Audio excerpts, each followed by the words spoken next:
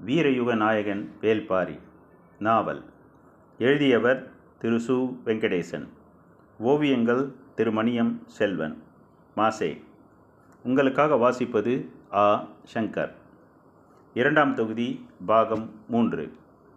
மொத்தம் உள்ள 111 அத்தியாயங்களில் 61வது அத்தியாயம். யவனத்தின் சாகச தளபதி ஹிப்பாலஸ் வஞ்சி மாநகரத்தில் வந்திறங்கினான். வைப்பூர் துறைமுகம் பற்றி எரிந்து பல மாதங்களாக போகின்றன. நீண்ட நாட்களாக வைப்பூர் கோட்டையிலேயே இருந்தவன் பிறகு ஓரிரு இடங்களுக்கு பயணம் போய் இப்போது வஞ்சியை வந்தடைந்துள்ளான். அவனோடு எபிரஸ், திரேஷியன், கால்பா, பிலிப் ஆகியோர் வந்துள்ளனர். பெருவணிகன் வெஸ்பானியன் தலைமையில் யவனத்திலிருந்து 6 நாவாய்களில் பாண்டிய இளவரசனின் மணவிழாவுக்கு புறப்பட்டனர் யவனர்கள். மீனால் என்று யவனத்தில் எழுதப்பட்ட யானை வடிவம் தாங்கிய நாற்சதுர நாணயத்தோடும் எண்ணற்ற பரிசு பொருள்களோடும் பாண்டிய நாட்டில் வந்திறங்கினர். இந்த பெருஞ்சிறப்பு தமிழ்நிலத்தில் எந்த மன்னனுக்கும் தரப்பட்டதில்லை. அதற்கு காரணம் யவன வணிகத்தில் முதலிடத்தை பிடித்துள்ள பாண்டிய நாட்டு முத்துக்கள். அதன் பொருட்டே யவன பெருவணிகன் வெஸ்பானியனும் அரச பிரதிநிதிகளும் துறைமுக பொறுப்பாளர்களும் வருகை புரிந்தனர். இவர்கள் வருகை புரிந்த 6 நாவாய்களும் வைகை ஆற்றில் சாம்பலாக கரைந்தன. வெஸ்பானியன் நெருப்பிலே மாண்டான். வேதனைகளையும் இழப்புகளையும் தாங்க முடியவில்லை. கடக்க முடியாத துயரங்களை கடக்க வழியின்றி நாட்கணக்கில் குடித்தான் ஹிப்பாலஸ். கம்பீரமிக்க தனது நாவாய் எரிந்தபடியே மூழ்கிய காட்சி அவன் கண்களை விட்டு எளிதில் அகல மறுத்தது. எல்லோரையும் போல இது விபத்து என்றுதான் அவனும் முதலில் நினைத்தான்.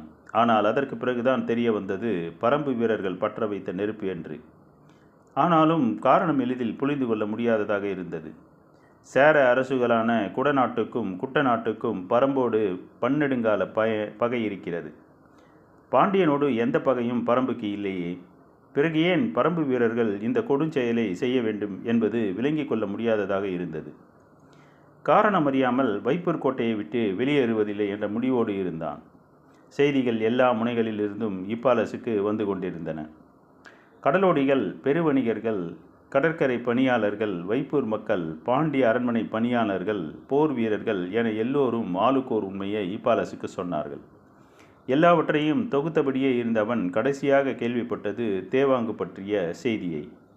அந்த கணத்திலிருந்து அவனுக்கு வியப்பு தாங்க முடியவில்லை. திசை உணர்த்தும் ஒரு விலங்கா?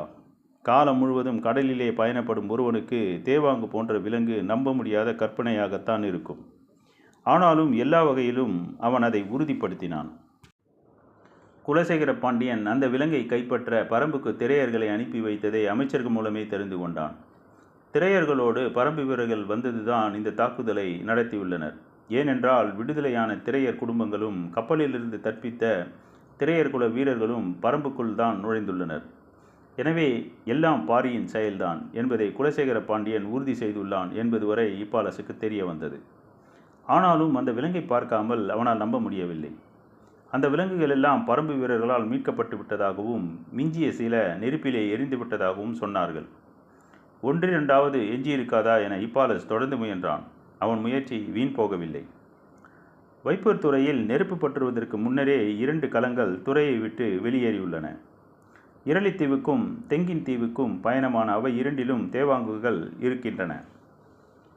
சூழ்கடல் முதுவன் யாரும் அறியாதபடி நள்ளிரவுக்கு முன்னதாகவே அந்த கலங்களை வெளியேற்றியுள்ளான் என்பதை ஹிப்பாலஸ் அறிந்தான். எப்படியாவது அந்த கலங்களில் உள்ள தேவாங்குகளை பார்த்துவிட வேண்டும் என்று பெருமுயற்சி செய்தான். வைப்பூரில் இருந்து கொற்கை வந்தவன் சிறிய வடிவிலான வங்கத்தை எடுத்துக்கொண்டு இரளித்தீவுக்கு புறப்பட்டான். அங்கு போய் சூழ்கடல் முதுவனுக்கு நம்பகமான வணிக தோழனிடம் அதிகப்படியான விலை பேசி தேவாங்கை கைப்பற்றினான். அதை பார்த்த கணத்திலிருந்து இப்போது வரை அவனது வியப்பு நீங்கவில்லை. கடலின் எல்லா விதமான ஆபத்துகளையும் நீக்கும் தேவதை இது என அவன் தேவாங்கை வர்ணித்தான். இப்படி ஒரு விலங்கு இருக்கும் செய்தி யவனத்தை எட்டுமானால் உலகெங்கும் இருக்கும் கடல் வணிகர்கள் அனைவரும் பாண்டிய நாட்டை முற்றுகையிடத் தொடங்கிவிடுவர். மற்றவர்கள் அறியும் முன் இந்த விலங்கை நாம் கைப்பற்றிவிட வேண்டும் என்ற முடிவுக்கு வந்தான் ஹிப்பாலஸ். இரளித்தீவிலிருந்து மீண்டும் கொற்கைக்கு திரும்பிய அவன் நேராக மதுரைக்கு சென்றான். குலசேகர பாண்டியனை கண்டு பேசிவிட்டுத்தான் இப்பொழுது வஞ்சி மாநகருக்கு வந்துள்ளான். அவனது வருகை உதயஞ்சேரலுக்கு தெரிவிக்கப்பட்டது.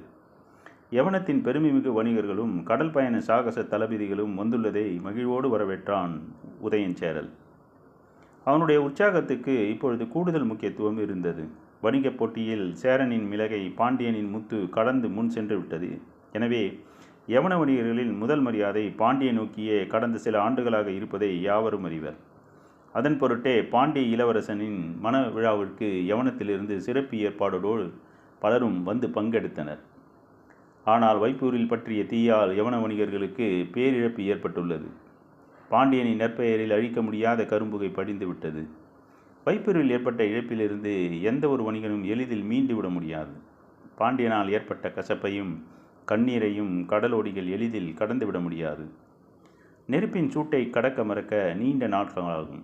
அதுவரை வஞ்சி நகரே வணிகத்தின் தலைவாசலாக இருக்கும் என்று கணித்தான் உதயஞ்சேரல். வைப்பூரில் பற்றிய நெருப்பு பாண்டிய பேரரசுக்கு பெருங்கலக்கத்தை உருவாக்கியது உண்மைதான். அதனால் யவன வணிகர்கள் கடுஞ்சினம் கொண்டிருந்ததும் உண்மைதான். ஆனால் இரளித்தீவுக்கு போய் தேவாங்கை இப்பாலஸ் நேரில் பார்த்த பிறகு நிலைமை தலைகீழாக மாறிவிட்டது. அதனால்தான் அவன் மீண்டும் கொற்கைக்கு திரும்பினான். மதுரைக்கு போய் குலசேகர பாண்டியனை கண்டான். கடும் குற்றச்சாட்டை பகிர்ந்து கொள்வதற்காகவே அவன் திரும்பி வந்திருப்பதாக குலசேகர பாண்டியன் நினைத்தார். ஆனால் இப்பாலஸ் தங்களை கண்டு நன்றி சொல்லவே வந்தேன் என்றான்.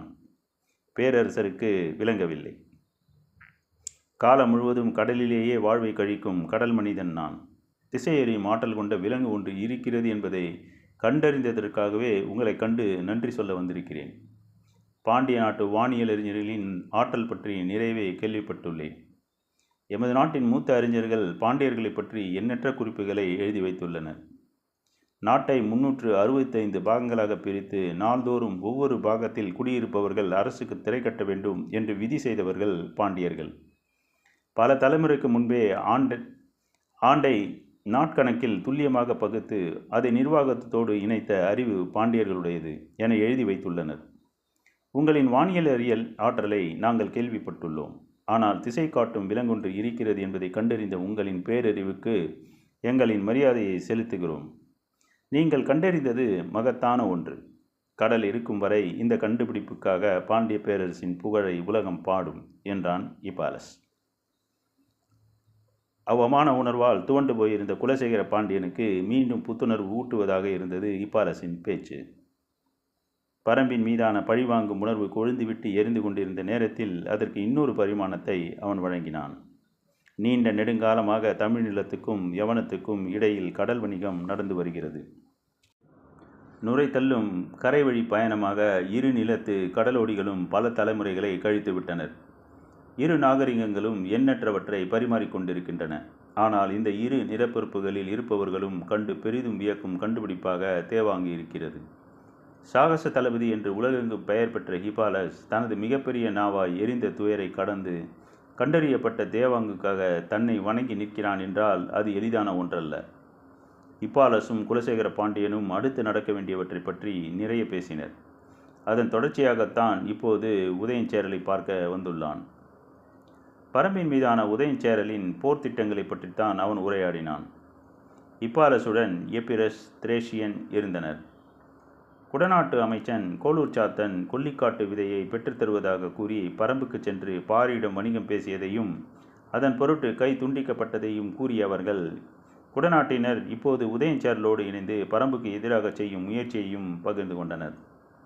யவனர்கள் இங்கு நிகழும் எல்லாவற்றையும் அறிந்து வைத்துள்ளது உதயஞ்சேரலுக்கு வியப்பளிக்கும் ஒன்றாக இல்லை.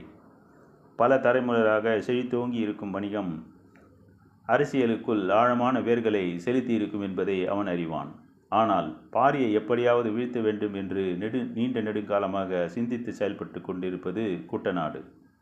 உதயஞ்சேரலின் தந்தையான சிம்மாஞ்சேரலை கொன்றழித்தவன் பாரி. அதற்கு பல காலத்துக்கு முன்பே பகை தொடங்கிவிட்டது. உதயஞ்சேரல் பட்டமேற்ற பிறகு பல்வேறு முயற்சிகளை தொடர்ந்து மேற்கொண்டு வருகிறான். அவனோடு முரண்பட்டு விலகியிருந்த குடநாட்டு வேந்தன் குடவர்கோவும் இப்போது இணைந்து செயல்பட முன்வந்துள்ளான். இது சூழலை மிகவும் ஏதுவாக மாற்றியுள்ளது என்று உதயஞ்சேரல் எண்ணிக்கொண்டிருக்கும் போதுதான் வைப்பூரின் மீதான பாரியின் தாக்குதல் நடந்துள்ளது. எதிரிகளின் எண்ணிக்கையை பாரி போதுமான அளவுக்கு அதிகப்படுத்தி கொண்டான். இதைவிட நல்ல காலம் இனி வாய்க்காது என்று உதயஞ்சேரல் நினைத்து கொண்டிருந்த போதுதான் இப்பாலஸ் வந்து சேர்ந்துள்ளான். பேரி ஆற்றங்கரையின் நெடு உயர் மன்றத்தில் நடந்தபடியே இருவரும் பேசிக்கொண்டிருந்தனர். வைகையின் தென்கரை படித்துறையில் இருந்த நிலைமாடத்தில் தனித்திருந்தார் குலசேகர பாண்டியன். பொழுது கவிய காத்திருந்தது. ஆற்றங்கரை எங்கும் கூடு திரும்பும் பறவைகளின் கீச்சொலி கேட்டுக்கொண்டிருந்தது. வைகை சீற்றமின்றி ஓடிக்கொண்டிருந்தது. ஆனால் குலசேகர பாண்டியனின் எண்ண ஓட்டம் அப்படி இல்லை. அது கட்டுக்கடங்காமல் இருந்தது. நீண்ட நெடும் அரசியல் அனுபவம் அவருடைய எண்ணங்களை வழிநடத்த முடியாமல் திணறியது. அவர் சிறிது நேரம் நடப்பதும் பிறகு உட்காருவதும் உட்கார்ந்தவுடனே எழுந்து நடப்பதுமாக இருந்தார். தொலைவில் காவல் வீரர்கள் நின்றிருந்தனர். அவர்களை கடந்தே முசுக்குந்தரும் மற்றவர்களும் நின்றிருந்தனர். யாருங்கும் நெருங்க முடியா சீற்றம் கொண்டிருந்தார் பேரரசர். ஓடும் வைகை மூழ்கும் கலங்களை கண்களுக்கு காட்டி காட்டி மறைந்து கொண்டிருந்தது. அவர் தனிமையில் சிந்திக்கவும் ஓய்வெடுக்கவும் எவ்வளவோ இடங்கள் உண்டு. ஆற்றங்கரை மண்டபத்துக்கு போனால் வைப்பூரின் நினைவே மீண்டும் மீண்டும் வரும். எனவே அதை தவிர்க்கலாம் என்றுதான் பலரும் சொல்லி பார்த்தனர். ஆனால் பேரரசர் வேறு எங்கும் போகாமல் தொடர்ந்து இங்குதான் வருகை தந்தார். அதற்கு காரணமும் இருந்தது. பாரியின் புகழ் நிலமெங்கும் பரவியிருந்தது. அது ஆள்வோருக்கு இயல்பாக பொறாமையை உருவாக்கியிருந்தது. இடைவிடாது பாடி திரியும் பாணர்கள் தங்கள் குரல் நாளங்களை விடைப்புற்று வலியெடுக்கும் போதும் பாரியை பற்றியே பாடுகின்றனர். சொற்களுக்குள் ஊருளும் பாரியின் நினைவு குரல் நாளங்களுக்குள் இதம் தருவதாக பாணர் குலமே கருதியது. தோற்பறையை நெருப்பிலே சூடேற்றி ஒளி எழுப்பும் பக்குவத்துக்கு கொண்டு வருதல் போல பாடி கலைத்த குரல் நாளங்கள் மீண்டும் பாடும் பக்குவத்திற்கு கொண்டு வர பாரியை பற்றிய பாடல் உதவி செய்வதாக பேசினார்கள். பாரியை பற்றிய பாணர்களின் பேச்சும் பாட்டும் இசையும் கூத்தும் வேந்தர்களின் ஆழ்மனதில் வெறுப்பை இடைவிடாது உமிழ்ந்து கொண்டிருந்தன. புகழை பழுக்க காய்ச்சி வேந்தர்களின் அடி நெஞ்சில் இடைவிடாமல் ஊற்றினர். அது எல்லா வகையிலும் வினையாற்றிக் கொண்டே இருந்தது. பாரியின் மீது வெறுப்பும் பொறாமையும் குலசேகர பாண்டியனுக்கும் உண்டு. ஆனாலும் தேவாங்குக்காக போர் தொடுக்க வேண்டும் என்று கருங்கை வாணனும் பொதியவர்மனும் கூறியபோது அவர் ஏற்றுக்கொள்ளவில்லை. காரணம், பொறாமையும் வெறுப்பும் மனித மனத்தை குறைந்த அளவே இயக்கும் ஆற்றல் கொண்டவை. பகை மட்டும்தான் அளவற்ற வெறி கொண்டு மனதை இயக்கும் ஆற்றல் கொண்டது. பாண்டிய நாட்டுக்கு பரம்பின் மீது பகை உருவாகவே இல்லை. அதன் பொருட்டே குலசேகர பாண்டியன் தோர் தொடுக்கும் திட்டத்திற்கு ஒப்புதல் வழங்கவில்லை. பெரும் மலைத்தொடர்களுக்குள் இருக்கும் ஒரு நாட்டை கைப்பற்ற வளமிக்க போர்ப்படை மட்டும் போதாது. அதை வழி நடத்துபவர்களுக்கு ஆறா பகை இருக்க வேண்டும். அதுதான் அவர்களை சினம் குறையாமல் இயக்கிக் கொண்டே இருக்கும். பகை கணந்தோறும் ஊறி பெருகக்கூடியது. சூழலிலும் நிகழும் ஒவ்வொரு காரணத்தையும் பகை தன்னை பெருக்கிக் கொள்ள இயல்பாக பயன்படுத்தி கொள்ளும். வெறும் பொறாமையும் வெறுப்பும் எளிதில் அணைந்துவிடும். பகை மட்டுமே மூட்டியவனால் கூட அணைக்க முடியாத பெருநெருப்பு. இப்போது பாண்டிய நாட்டுக்கு பரம்பின் மீது தீரா பகை உருவாகிவிட்டது. நகரும் நதி நீரை கணந்தோறும் பார்த்த வண்ணமே அந்த பகையை கொழுந்து விட்டெறிய செய்து கொண்டிருக்கிறார் குலசேகர பாண்டியன். பேரியாற்றங்கரையின் நெடு உயர் மன்றத்தில் நடந்தபடியே உதயஞ்சேரலும் இப்பாலசும் பேசிக் கொண்டிருந்தனர். உதயஞ்சேரல் வயதில் மிக இளையவன். இப்பாலசை போல நெடிய உயரம் கொண்டவன். அவனது அறிவுக்கூர்மையை பலரும் பாராட்டுவதை எத்தனையோ முறை கேட்டுள்ளான் இப்பாலஸ். குலசேகர பாண்டியன் பரம்புக்கு எதிரான வேலைகளை தொடங்கிவிட்டதாக இப்பாலஸ் சொன்னபோது உதயஞ்சேரல் அதை பெரிதாக பொருட்படுத்தவில்லை. சிற்றலைகள் எழுந்தபடியே இருந்த பேரியாற்றின் கரையில் கண்களை அங்கும் இங்குமாக ஓடவிட்டவாறு உதயஞ்சேரல் சொன்னான். பகைமை கொண்டு இயங்குபவன் விரைவில் வலிமை இழப்பான். பகை சினத்தை மட்டுமே வளர்த்தெடுக்கும். போருக்கு தேவை சினமன்று. ஆனால் இதை தவிர மற்ற எல்லாவற்றையும் பகை பின்னுக்கு தள்ளிவிடும். எனவே பாண்டியன் இப்பொழுது எடுக்கும் முடிவால் பரம்புக்கு எந்த ஆபத்தும் நிகழ்த்தப் போவதில்லை. உதயஞ்சேரலின் உரை கேட்டு அதிர்ச்சியானான் இப்பாலஸ். பறந்து வந்த மீன் கொத்தி ஒன்று சட்டென மீனை கொத்தி தூக்கியதை பார்த்தபடி உதயஞ்சேரல் சொன்னான். தேவாங்கின் ஆற்றலை கண்டறிந்து பாண்டியனின் அறிவு கூர்மையை காட்டுகிறது. ஆனால் அதை பிடித்து வர திரையர்களை அனுப்புவது மலைமக்களை பற்ற அறிவற்றத்தனத்தையே காட்டுகிறது. இப்பாலஸ் புரியாமல் விழித்தான். நாம் இவ்விடம் வந்து 2 பொழுதுகளாகின்றன. அந்த மீன் கொத்தி நீண்ட நேரம் நாணலில் உட்கார்ந்திருந்தது. பிறகு அந்த மரக்கிளையில் போய் உட்கார்ந்திருந்தது. காற்றிலே வட்டமிட்டு கொண்டே இருந்தது. ஏதோ ஒரு கணத்துக்காக அது காத்திருந்தது.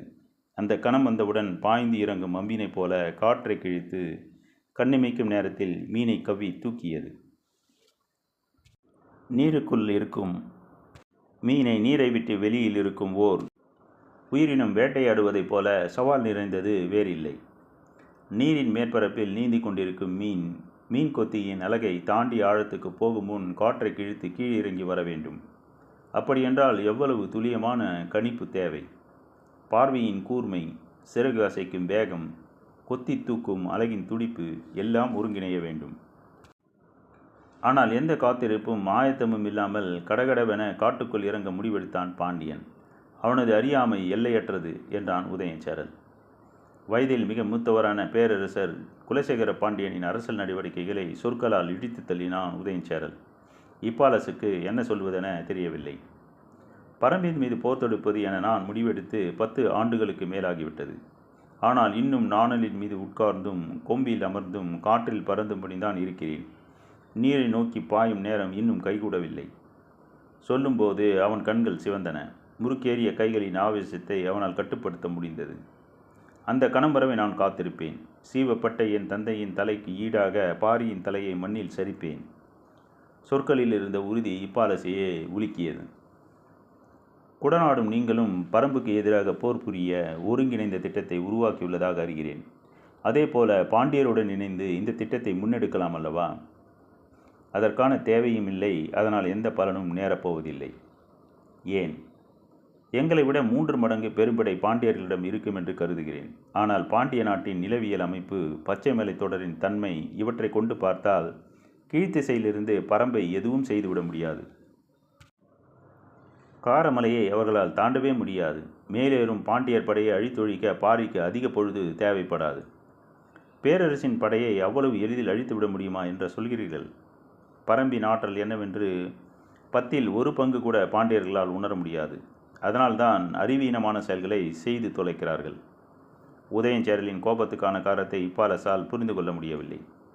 குடநாடும் குட்டநாடும் பச்சை மலை தொடரின் பெருங்காட்டின் ஒரு பகுதியாகத்தான் இருக்கிறோம். எங்களாலேயே அவனது ஆற்றலை இன்று வர அளவிட முடியவில்லை. எல்லை கடந்த ஆற்றலை கொண்டிருக்கிறான் அவன். அப்படி இருக்கும்போது எங்கோ இருந்த திரையர்களையும் அவர்களோடு சேர்த்துவிடும் மூடத்தனத்தையும் கண்டு சினம் கொள்ளாமல் என்ன செய்வது? உதயஞ்சேரலின் சினத்துக்கான காரணத்தை இப்போதுதான் புரிந்து கொள்ள முடிந்தது. இதுவரை பாரியின் புகழை மட்டுமே பாடிக்கொண்டிருந்த பாணர்கள் இப்போது வேந்தர்களை மீறிய வீரம் கொண்டவன் பாரி என பாடுகின்றனர். வேளிர்களை வேந்தர்களுக்கு இணையாக சொல்கின்றனர். இதற்கெல்லாம் தளம் அமைத்து கொடுத்து விட்டான் பாண்டியன். உதயஞ்சேரல் அடுக்கடுக்காக முன்வைக்கும் குற்றச்சாட்டுகளை கேட்டபடி நின்று கொண்டிருந்தான் இப்பாலஸ். அடுத்து என்ன சொல்வதென அவனுக்கு தெரியவில்லை. பேரியாற்றை பார்த்து கொண்டே பேசிய உதயஞ்சேரலின் முகத்தில் சற்றே மாறுபட்ட தன்மை வெளிப்பட்டது. இழுத்து மூச்சு வாங்கிவிட்டபடி சொன்னான். நடந்தவை எல்லாவற்றையும் நினைத்து பார்க்கும்போது பாண்டியன் செய்தது எல்லாமே பிழை. ஆனால் பரம்பின் வீரர்கள் செய்த பிழையும் ஒன்று இருக்கிறது. அதைத்தான் முக்கியமாக கவனிக்க வேண்டியுள்ளது. இவ்வளவு நேரம் நிகழ்ந்த உரையாடலில் மிக முக்கியமான ஒன்றை பற்றி இப்போது உதயஞ்சேரல் பேசுவதாக இப்பாலசுக்கு தோன்றியது. சற்றே ஆர்வத்தோடு கேட்டான். என்ன அது? இளமாறனை வெட்டி வீசியது. இப்பாலஸ் வியக்கு தங்காமல் பார்த்தான். மையூர் கிழாரின் மகன் இளமாறனின் தலையை வெட்டி வீழ்த்தியதன் மூலம் வெங்கல் நாட்டின் பகையை தேடிக்கொண்டனர். எந்த காரணம் கொண்டும் பரம்புக்கு தீங்கு செய்ய மாட்டோம் என்று உறுதி பூண்ட குலம் அது. ஆனால் இன்று வெங்கல் நாட்டு தலைவர் மையூர் கிழார் தன் மகனின் சாவுக்கு பழி தீர்க்க சூளுரைத்துள்ளார். வெங்கல் நாட்டின் பல ஊர்கள் பச்சை மலை தொடரில் உள்ளடங்கியுள்ளன. பரம்பின் ஊர்கள் பலவற்றோடு அந்த மக்களுக்கு நல்ல உறவு உள்ளது. இது எங்களுக்கு கூட கிடைக்காத வாய்ப்பு. இப்பாலசின் கண்கள் அசைவற்று அவனையே பார்த்து கொண்டிருந்தன. உதயஞ்சேரல் இறுதியாக சொன்னான். குலசேகர பாண்டியன் சரியாக திட்டமிடுவனாக இருந்தால் பாரியின் முடிவை தீர்மானிப்பவனாக மையூர் கிழாரை மாற்ற முடியும். தொடரும்.